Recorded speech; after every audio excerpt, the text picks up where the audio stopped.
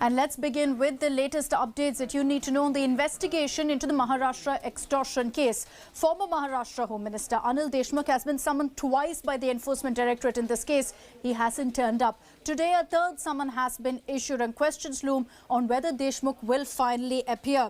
Now, remember that this is in a money laundering case. The summons have been issued in connection with a criminal case that's been registered under the Prevention of Money Laundering Act. Former Mumbai Police Commissioner Parambir Singh had written a letter to the Maharashtra Chief Minister Uddhav Thackeray accusing Desmukh of bribing and also accusing him in an extortion racket. Ahead of appearing before the Enforcement Directorate, Desmukh approached the Supreme Court. He sought protection from any coercive action by the central agency in the money laundering case. And it's not just Anil Deshmukh, his son is also in trouble. His son Rishikesh Desmukh has also been summoned in this case and has been asked to appear before the agencies tomorrow. I want to take this across to Mustafa Sheikh. He's joining us live from Mumbai with the latest updates. Mustafa, we know that Anil Deshmukh has approached the Supreme Court seeking protection from any action, perhaps expecting that he could be arrested. But is he going to at least be cooperating with the investigation? Is he going to be appearing before the agency today?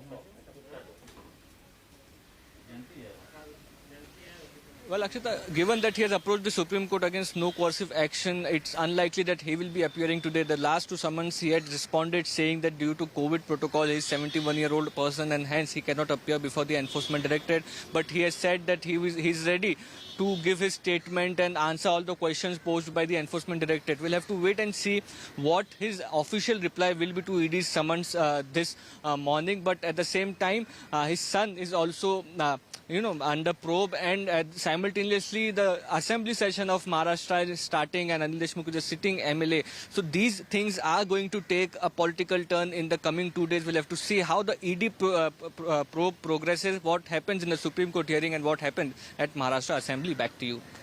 Mustafa, thank you for joining us with all of those details. Let's move on to the other story coming in from Maharashtra. There's a political war that's broken out over an RTI that's in fact given details of how much the Aghadi government has spent on publicity.